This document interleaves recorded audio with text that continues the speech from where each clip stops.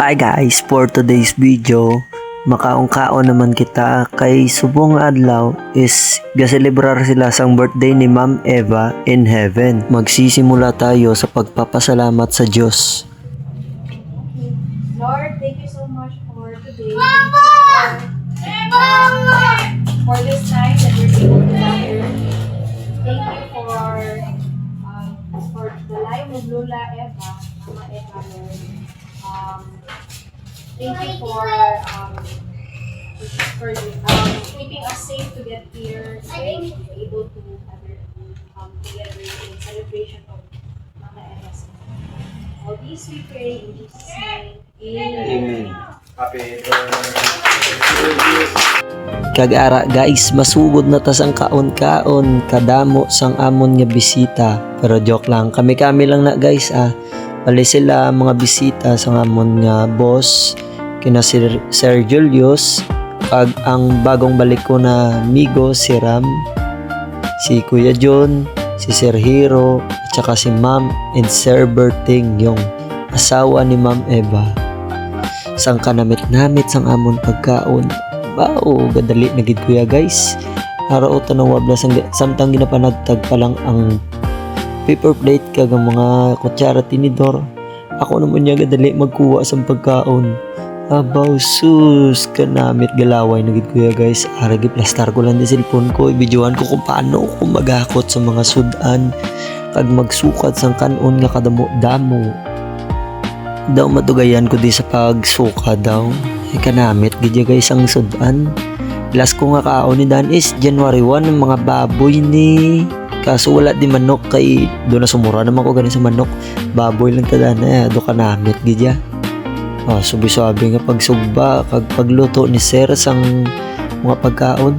Pasalamat gid gali sa imo Sir sa paganda mo sang para sa birthday sang imo nga nanay kag Sir Berting, salamat man sa pag-imbita sa amon bilang mga tinahon ni Sir Austin.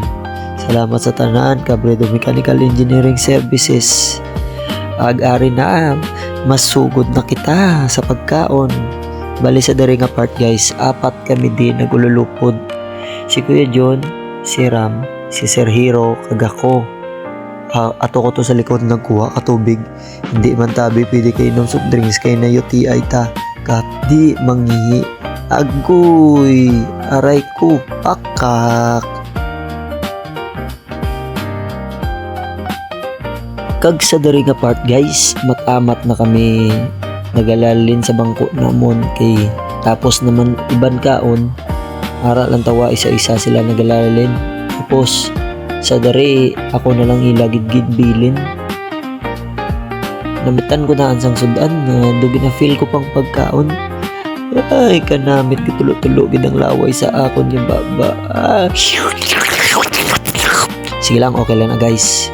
So pagkatapos ini tipon-tipon kami to sa kilid para maagstoryahanay sa mga klatabo sa amon mga ginapang obra. Dali lang bla. Abi ko gani tapos na sila magkaon. Nagkuha pa sila gali sa second batch. Araw tanawa nagbinalik-balik naman sila sa tukad ko.